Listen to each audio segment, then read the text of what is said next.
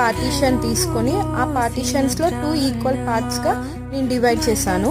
ఆ ఈక్వల్ పార్ట్స్గా డివైడ్ చేసిన దాన్ని ఫ్రంట్కి బ్యాక్కి లెఫ్ట్ హ్యాండ్కి పాస్ చేశాను.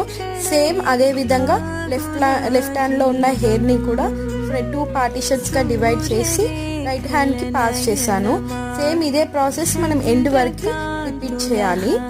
ఈ హెయిర్ స్టైల్ నేమ్ వచ్చేసి 3D ఫిస్టైల్ అనమాట.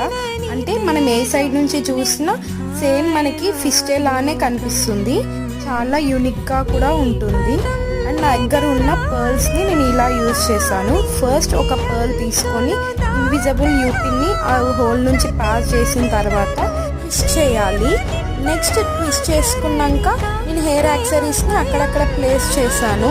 ఇదే అండి ఫైనల్ లుక్ ఇలా వచ్చింది.